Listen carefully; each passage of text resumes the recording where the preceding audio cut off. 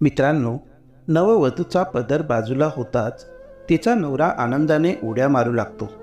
ती नववधू खूपच सुंदर होती.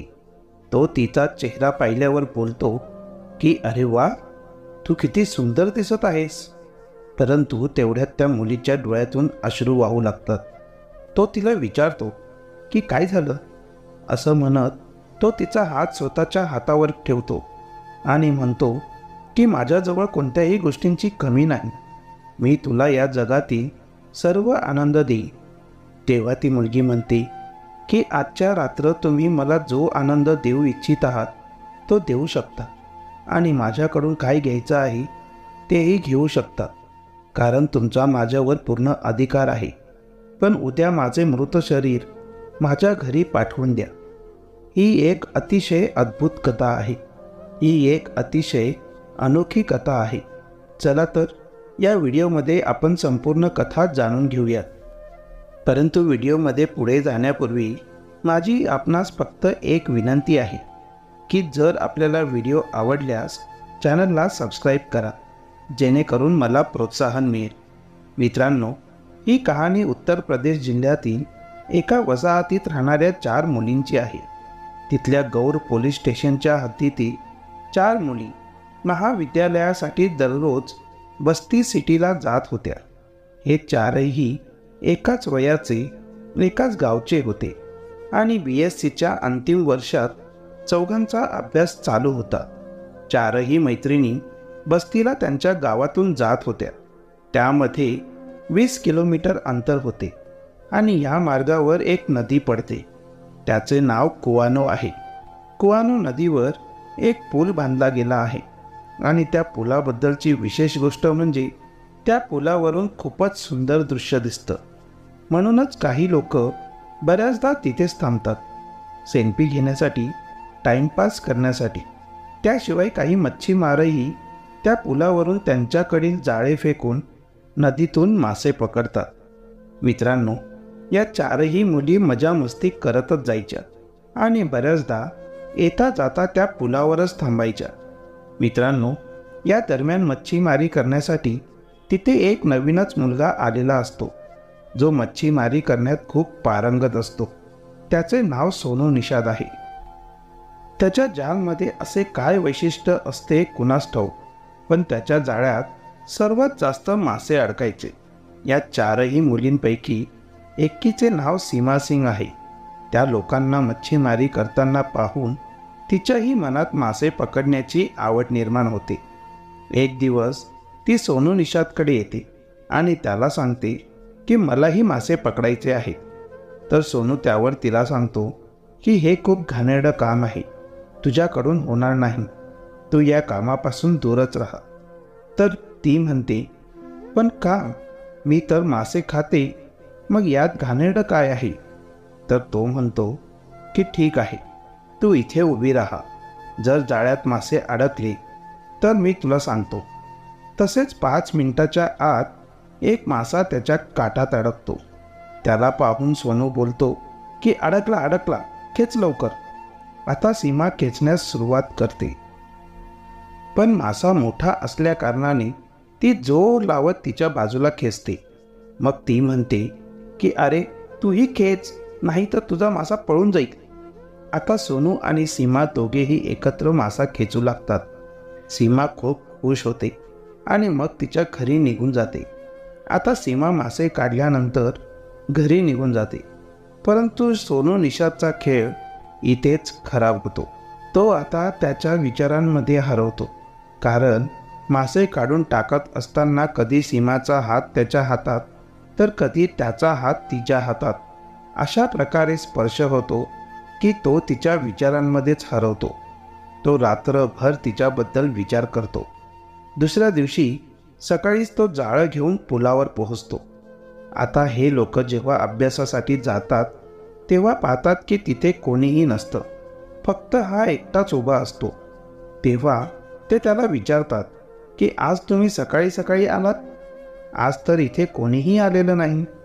मग तो म्हणतो की हो, आज जरा लवकरच आलो.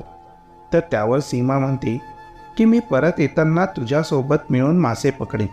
पण तोपर्यंत इथून जाऊ नकोस. तोही ठीक आहे म्हणत होकार देतो.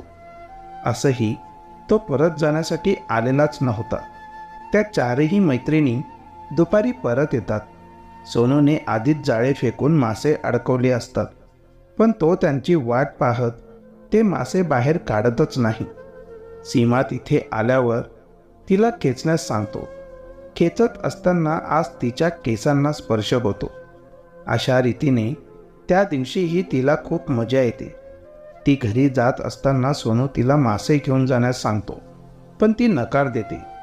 तर त्यातील एक मुलगी म्हणते की मासे द्यायचेच आहे तर छान फ्राय करून द्या. असं बोलून ते घरी निघून जातात. दुसऱ्या दिवशी दुपारी जेव्हा त्या चारही मैत्रिणी त्या पुलावरून घरी जात असतात, तेव्हा सोनू त्यांच्यासमोर छान फ्राय केलेले मासे ठेवतो. ते पाहून त्यांना खूप आश्चर्य वाटते. ते म्हणतात की अरे, आम्ही तर तुझी मस्करी केली होती, पण आता आणलेच आहेत तर खाऊयात. असे म्हणत ते पुलाच्या खाली उतरून सगळे मिळून छान मासे खातात आणि नदीचे पाणी पिऊन त्याला थँक्यू म्हणत घरी जाण्यासाठी निघून जातात. पण वाटेत सीमाच्या मैत्रिणी तिला चिडवू लागतात की सोनू, तुझ्यावर जरा जास्तच फिदा आहे. काल सांगितले आणि आज लगेचच तो तुझ्यासाठी फ्राय मासे घेऊनही आला.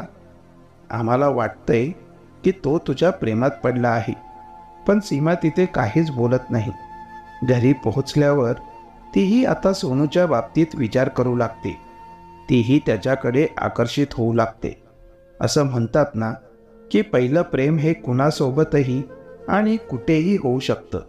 असं काहीसे सीमाच्या बाबतीतही घडत होते. दुसऱ्या दिवशी सकाळी सीमा तिच्या मैत्रिणींसोबत त्या पुलावर पोहोचते. तेव्हा सोनू तिथेच उभा असतो. सीमा त्याच्याकडे पाहून हसते आणि म्हणते की येताना भेटते, जाऊ नकोस. दुपारी चारही मैत्रिणी परत जाताना त्या पुलावर आल्या. तेव्हा सोनू तिथेच उभा राहून त्यांची वाट पाहत होता. तेव्हा सीमा त्याला विचारते की तू समोसे खाणार का? तो आश्चर्याने तिच्याकडे पाहतो. तेव्हा ती सांगते की काल तू आम्हाला मासे खाऊ घातलेस, म्हणून मी आज समोसे आणले आहेत. तोही होकार देतो. मग सगळे मिळून पुलाच्या खाली बसून समोसे खाऊ लागतात. समोसे खाताना सोनू म्हणतो की मी तुम्हाला मासे खाऊ घातले म्हणून तुम्ही माझ्यासाठी समोसे आणले, पण मी त्यासोबतच तुम्हाला मासे पकडायलाही शिकवले. तितक्यात त्यातील एक मुलगी म्हणते की आम्ही तुला काय शिकवणार, आम्ही स्वतःच अजून शिकत आहोत.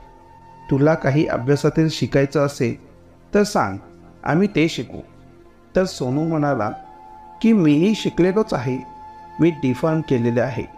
आत्ताच माझे शिक्षण पूर्ण झाले आहे.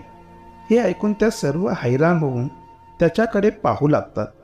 त्या त्याला विचारतात की तू मग इथेही मासेमारी का करत आहेस? तर तो म्हणतो की खरं तर माझ्या आईची तब्येत बरी नाही आणि डॉक्टरांनी तिला आराम करण्यास सांगितले आहे. त्यामुळे मी मासे पकडण्यासाठी येतो. माझे वडीलही हाच व्यवसाय करायचे, पण ते गेल्यानंतर माझी आई हा व्यवसाय सांभाळू लागली. 2-4 दिवसांच्या भेटीतच दोघांमध्ये प्रेम झाली. दोघांनी एकमेकांचे नंबर घेतले. आता दोघेही एकमेकांशी भरपूर बोलू लागले, भेटू लागले, सोबत फिरू लागले. सगळं काही व्यवस्थित सुरू होते. पण म्हणतात ना, प्रेम ही अशी गोष्ट आहे की तिला कधीही लपवण्याचा प्रयत्न केला तरी ती लपवली जात नाही. आणि ही गोष्ट सीमाच्या घरच्यांना कळालीच. आता तिच्या घरची लोक भयंकर मारामारी आणि गुंडगिरी करणारी होती. तिचे वडील सरपंच होते, तिचे काका बिल्डर होते, मोठा भाऊही गुंड होता. खरं तर तिचे संपूर्ण गाव असेच गुंडगिरी करणारे होते. एके दिवशी एका गाडीतून 5-6 लोक त्या पुलावर उतरतात आणि सोनूला लाथाबुक्क्यांनी मारायला सुरुवात करतात. त्याला क्षणभर कळतच नाही की ही लोक कोण आहेत आणि त्याला का मारत आहेत. तिथे उभी असणारी लोक घाबरूनच लांब पळतात. मग त्यातील एक माणूस म्हणतो की आमच्या मुलींसोबत जास्त हिरोगिरी करण्याचा प्रयत्न केलास तर हातपाय तोडून नदीत फेकून देऊ. तू ओळखत नाही आम्ही कोण आहोत आणि तुझ्यासोबत काय काय करू शकतो. धमकी देऊन ती लोक तिथून निघून जातात. आणि सोनूलाही कळतं की ती लोक त्याला का मारत होती. त्यानंतर काही दिवस तो त्या पुलाजवळ भटकत नाही. पण ते म्हणतात ना की प्रेम कितीही काहीही झालं तरी विसरता येत नाही. जे हाल सोनूचे होते तेच हाल तिकडे सीमाचेही होते. दोघेही एकमेकांशिवाय राहू शकत नव्हते. 4-6 महिने झाल्यानंतर जेव्हा वातावरण शांत होते तेव्हा पुन्हा एकदा दोघेही त्या पुलावर भेटू लागतात. एके दिवशी दोघेही एकत्र बसून बोलत असताना ती माणसे त्या पुलावर पोहोचतात आणि सीमासमोरच सोनूला इतकं मारतात की तो त्याचे प्राण वाचवण्यासाठी नदीत उडी मारतो. सीमा त्याला वाचवण्यासाठी मध्ये पडते, पण ती लोक तिला गाडीत बसवून घरी घेऊन जातात. सोनूला पोहता येतं म्हणून त्याचा जीव वाचतो. पुन्हा काही महिन्यांनी दोघे भेटतात. तेव्हा दोघेही मिळून जवळच्याच मंदिरात जाऊन लग्नही करतात आणि दोघेही सोबतच एकमेकांना वचन देतात की आता आपण कधीच वेगळं व्हायचं नाही. ही गोष्ट जेव्हा सीमाच्या घरच्यांना कळते तेव्हा ते सोनूवर खोटे आरोप लावून त्याला जेलमध्ये पाठवतात. सोनू काही महिने जेलमध्येच राहतो. या दरम्यान सीमाच्या घरची लोक तिचे बळजबरीने दुसरीकडे लग्न लावून देतात. ज्या मुलासोबत तिचे लग्न लावून देतात त्याचे नाव असते राकेश. सीमा लग्न करून तिच्या नवऱ्याच्या घरी जाते आणि मग त्यांच्या लग्नाच्या पहिल्याच रात्री ही घटना घडते. तेव्हा राकेश रागाच्या भरात तिला म्हणतो की मी इतक्या थाटामाटात लग्न करून तुला या घरात माझी बायको बनवून आणले आहे आणि मी तुला मरू देईन. तू असा विचारही कसा करू शकतेस? तुझ्यासोबत तुझ्या भूतकाळात काय घडले याच्याशी मला काही देणं घेणं नाही, पण आता तू माझी बायको आहेस आणि तुला माझ्यासोबत माझी बायको म्हणूनच राहावं लागेल. आणि जर तू माझ्या घरात माझी बायको म्हणून राहिली नाहीस तर तुला काहीही करून या घरातून बाहेर जाऊ देणार नाही. सीमा म्हणते की तुला जे करायचं असेल ते कर, पण कधी ना कधीतरी मला एकटीला सोडणारच ना. त्यानंतर मी माझा स्वतःचा जीव घेईन, कारण माझं सोनूवर जीवापाड प्रेम आहे आणि मी त्याच्या विना अजिबात राहू शकत नाही. तो तिची कहाणी ऐकून काहीच न बोलता खोलीतून बाहेर निघून जातो आणि 2च मिनिटात परत येतो.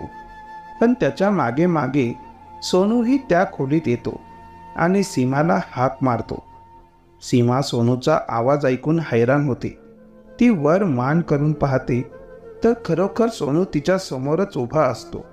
क्षणभर ती हैराण होऊन सोनूकडे पाहते, मग राकेशकडे पाहते. तेव्हा राकेश तिला म्हणतो की हाच आहे ना तुझा सोनू. ती कसलाच विचार न करता धावत पळत जाऊन आपल्या सोनूला मिठी मारते आणि खूप रडते. पण तिला काहीच कळत नाही की हे सर्व काय आहे. तिला हे सर्व स्वप्न पाहिल्यासारखं वाटत होतं. तितक्यात त्या खोलीत 4-5 नातेवाईकही येतात आणि टाळ्या वाजवू लागतात. त्यानंतर राकेश संपूर्ण कहाणी सांगतो. लग्नाच्या दिवशीच सोनू जामिनावर सुटून घरी आला. घरी आल्यावर त्याने लग्नाच्या पत्रिकेत नाव आणि पत्ता घेतला आणि लग्नात पोहोचला. खरं तर राकेश आणि सोनू योगायोगाने एकाच कॉलेजमध्ये शिकलेले मित्र असतात आणि राकेशने त्याला त्याच्या लग्नात बोलावलेले असते. राकेश सोनूला लग्नात पाहून खूप खुश होतो, पण सोनू मात्र उदास असतो. जेव्हा राकेश त्याला त्याच्या उदास असण्यामागचं कारण विचारतो तेव्हा सोनू त्याला सर्व हकीकत सांगतो. सोनूची कहाणी ऐकून राकेश उदास होतो. तो विचार करू लागतो. राकेश त्याच्या वडिलांना बोलावतो आणि सर्व कहाणी सांगतो. मग हे तिघेही बसून यावर चर्चा करतात. शिवाय सोनू जेलमध्ये असताना सीमाने तिच्या मैत्रिणीच्या मदतीने त्याला एक पत्र लिहिले होते की माझे बळजबरीने लग्न करून देत आहेत. मी माझ्या आईवडिलांचा अधिकार समजून लग्न तर करून घेईन, पण मी तुला वचन देते की लग्नाच्या दुसऱ्याच दिवशी माझा मृतदेह येऊन घेऊन जा.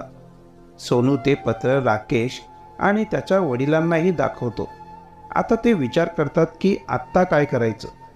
तेव्हा राकेशचे वडील म्हणतात की जर तू पुन्हा सीमाला पळवून घेऊन गेलास तर तुला आता ती लोक जिवंत सोडणार नाहीत. त्यापेक्षा मी सांगतो तसं करा. हे लग्न होऊन जाऊ देत. तुझं लग्न तर आधीच झाले आहे. याचे लग्न फक्त एक दिखावा असेल. पण लग्नाच्या पहिल्याच रात्री राकेश सीमाला विचारणार की ती खरोखर तुझ्यावर प्रेम करते का, आणि जर तिने होकार दिला तर तुझी बायको तुला परत मिळणार. आणि होतंही असेच. राकेश तिला लाख समजावतो की त्याला विसर आणि एक नवीन आयुष्याला सुरुवात कर. तिला धमकीही देतो, पण सीमा मात्र तिने दिलेल्या वचनवर ठाम राहते. त्यानंतर दोघेही एकमेकांना भेटतात आणि रडू लागतात. त्यानंतर त्या खोलीत राकेशचे वडीलही असतात आणि ते सांगतात की तुम्ही दोघेही अगदी निश्चिंत राहा. तुमच्या दोघांचंही कुणीच काही करू शकणार नाही. राकेशचे वडील खूप नामांकित वकील असतात. ते सांगतात की जर त्या लोकांनी तुमच्या विरोधात काही याचिका दाखल केली तर तुमच्या बाजूने केस मी लढणार. तुम्ही अजिबात टेन्शन घ्यायचे नाही. शेवटी सगळी लोक टाळ्या वाजवत दोघांचेही अभिनंदन करतात आणि त्यांना खूप सारा आशीर्वाद देतात. सोनू राकेशला म्हणतो की यार, तुझे जितके आभार मानावे तितके कमीच आहे. तुझे खूप खूप आभार. राकेश म्हणतो की अरे यार, ही फॉर्मॅलिटी करू नकोस आणि जाऊन हनीमून कर. आणि जर तुला माझे आभार मानायचेच असतील तर मलाही सीमासारखीच मुलगी शोधून दे. मग तू कुठूनही शोधून आय, मला नाही माहीत. असे बोलून सर्व खोलीतून बाहेर निघून जातं आणि सोनू आणि सीमा आपल्या नवीन आयुष्याला सुरुवात करतात. मित्रांनो, आजची ही कथा तुम्हाला कशी वाटली कमेंट करून नक्कीच कळवा. थँक्यू.